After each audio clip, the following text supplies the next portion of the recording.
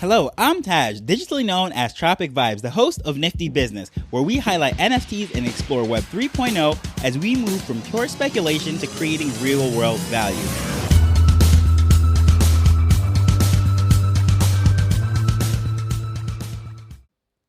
So one of the biggest news stories of the week is that Unstoppable Domains is now offering ENS domains for purchase on their website. So that's what we're going to dive into today, but also we're going to highlight one of the biggest ironies within Web3, and it happens to be ENS domains.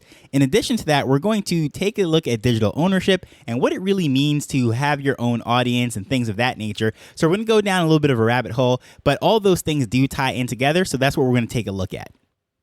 So, of course, the big news is ENS domains can now be purchased on Unstoppable Domains website. If you're not familiar with them, they're two completely different models. Unstoppable Domains has the .crypto, .nft, and all of these different ones, and they're on Polygon. So you purchase those one time, ranging around $20 or so, depending on the length of it and what ending it is. But you own that outright. You have that. It can point to all of your different wallets on different blockchains and so forth.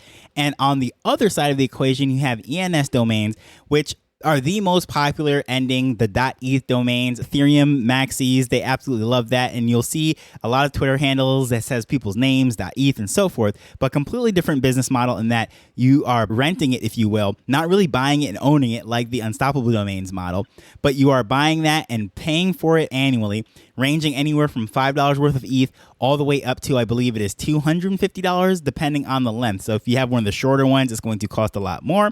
But if it is 5 or more, then that's what you're going to pay for it. So the great irony of the ENS domains is that within this whole decentralized, you're owning your own data, owning your NFTs and your digital land and all this stuff, is the heart of it is the wallet. And these domains that are pointing to the wallet are actually not owned. They're just licensed for a year. So I have always found that to be one of the most ironic things, and one of the main reasons why I've always preferred the idea and the concept of Unstoppable Domains setting up their digital identities and so forth and everything that they're doing over there.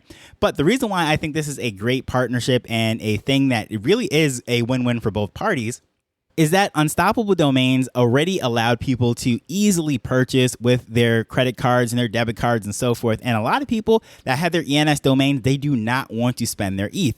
And they have partnerships with fiat on-ramp companies and so forth in the past. However, this one is just a much more long-lasting partnership because they already have all of these extensions and everything over at Unstoppable Domains. So adding this into the mix, I guess you would say, the offerings of their products is also great. But then we look at the actual business models of the two companies. As far as if I was a VC, which company I think has the better business model, more sustainable, more profitable business, it is obviously the ENS domains. Someone who has to pay every single year, it's a renewal, it's a subscription, just a license to use it, versus the Unstoppable Domains business model of selling the domains. And they had to figure out different ways to how to monetize, because how does this go, especially when we are in a bear market like we are right now, where there isn't an influx of new people coming in and buying domains. These aren't new people. These are people that are already there, and they're picking off the good names and holding them for the long run to flip them. So what exactly are they going to do for their sustainable business model, for recurring revenue, to pay the bills, keep the staff employed, and so forth? Well, they have offered a couple different things, which I found is very interesting. They had this hosting thing where, because if you purchase the domain from them before you mint it onto the blockchain, put it in your wallet and get it in your MetaMask or whichever wallet that you're using to store your Polygon NFTs, they had this service where they held the domain basically on their own servers and everything for you until you got that off. Originally, it was absolutely free, but now they are offering that for, I believe it is $5 a year. You can park it there and they will hold it for you, or you can take that off. So that is one additional revenue stream that they have added. But now they also have the option for the auto renewal for the ENS domains. And I find that very interesting because that is something that I was extremely afraid of, because I actually thought I had purchased one of my domains for 1 year. And then I was trying to frantically find exactly where it was so I could renew it and what have you. But then I realized that I actually purchased it for 3 years. So that's all good. But it is not automatic. It is a manual renewal, and that was set up to use ETH. Because ENS domain, you just go to their website, you connect your wallet, and so you pay for it.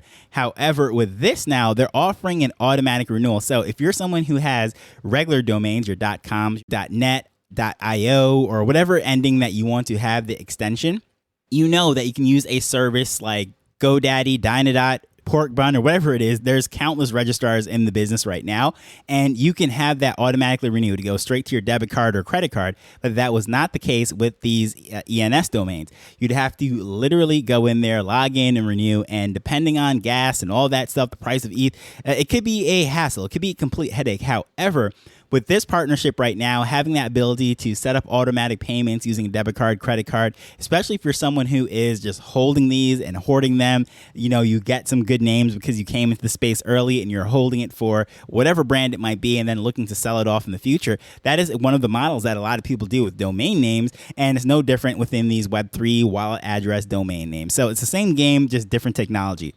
Unstoppable Domains makes it so much easier. You just calculate all that in there. You can work that out, use your spreadsheet to just know what your P&L, your profits and losses are going to be. And you can have a sustainable business. You can project what your cost and your expenses are going to be based on that. It was much harder to do doing it the old way or the traditional way. So that's very interesting there. But when it comes down to the whole irony of the situation, as I said, with ENS domains, that you're not owning it. You're just getting a license for it. And it's no different than having your .com or any of the other ones when you have to register that on an annual basis. And I just find it very funny that that is at the center of this whole Web3 thing. As I said, that is the most popular one. But when it comes to digital ownership, that's something that we pride ourselves on, owning our data, owning our information, our characters, and our IP and so forth. And it is at the crossroads of everything that we do. And again, this clashes up with social media because Twitter and Discord are the two hubs for Web3. And in particular, Twitter right now is going through a lot of things. We know that Elon Musk has really championed the platform as being freedom of speech and say anything and whatever goes. There's no censorship and so forth. But it's very funny that today he actually released a tweet saying that the Twitter team has been working with a third party to see how much hate speech is on the platform, and AI has been doing a great job of basically filtering out and not showing the hateful things, and over 99% of the things that are on people's timelines that advertisers and users are seeing is positive. Now, the great irony in this is, okay, there is freedom of speech. However, what exactly is and is not hate speech? How is this AI suppressing what is positive and what is healthy and not? And it's kind of a fine line to walk. Of course, nobody wants to see some absolutely horrible thing. And by no means am I trying to belittle hate speech and all these different things, because trust me, I know, I understand it. However, when it comes to this now, there is a very, very fine line between freedom of speech and trying to suppress what is and is not hate speech. So again, going into this whole thing, of course, no one wants to see, children targeted or just some other people groups that are being violently attacked or anything of that nature. But when it comes down to owning your data, owning your information and everything, a lot of the times we are at the mercy of these social media companies. And that is something as a content creator that I am constantly battling with. Sure, a podcast is decentralized. I can say whatever I want. I don't have to pander to an algorithm, but it is so much harder to build an audience over here than it is on my Twitter profile or via YouTube or some other channel that I might choose. But at the same time, too, the algorithms can censor whatever it is. All of this really comes together now. Digital ownership and content and censorship and everything. In case you're wondering how am I going to land the plane, this is where it all comes together. Via the podcast, I own that. I can put out whatever I want. I don't have to pander to anything, but I'm promoting it on other channels.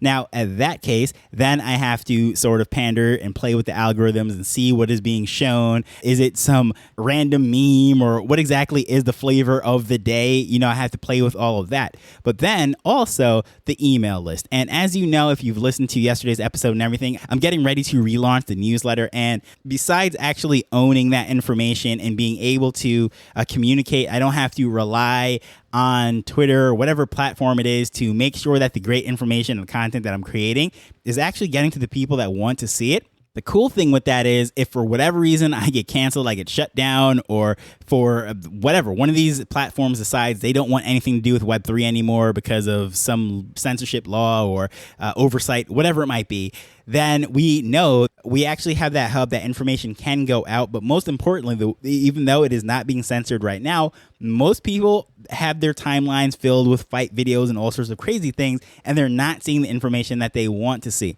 So a great way to keep in touch with everything that's going on is, of course, through that newsletter. And you can sign up for that absolutely free at niftybusinessweek.com. And that's going to start to go out again this weekend. Now, the thing with that is I'm actually switching platforms. I'm going from the current provider, which I use to send out the emails, to a platform that is better suited for newsletters. It's going to allow me to format everything just much more nicely, be able to show all the information. So you're going to see that come out from a different email address. It's going to be niftybusiness@mail.beehive.com. I know that is a weird address, whatever it is, but this service is called Beehive, and they're great at setting up newsletters, much better than the one I'm currently using. So I'm going to still have my regular mail@niftybusiness.co. You can still reach me through that. However, I just want you to know that Nifty Business Week, the newsletter, is going to be coming out from that address, and that's going to be in the show notes so you can actually see it. So if by any chance this weekend you see the newsletter come out and you're wondering, well, what the heck? This is not the email that I'm used to. It is definitely it. So I'm going to send out an email the day before the newsletter actually goes out to remind people that, yes, this is officially me. This is the newsletter, and I'm switching it over. And maybe I'll even link back to this episode. But I'm looking forward to that. Some great things are happening right now in the space. Can't wait to highlight it. But as you're looking through this, digital ownership, ENS domains, the great irony in them, and just owning your content and not relying on social media platforms and everything and their algorithms is very important. It's something that we always are going to discuss going forward. But as usual, I just want to thank you for taking the time to listen to this as we're learning and building Web3 together. So until next time, later. The Nifty Business Show is not investment advice. It provides insights and information within the space. As with anything, please do your own research before making a decision whether you're making an investment or a purchase.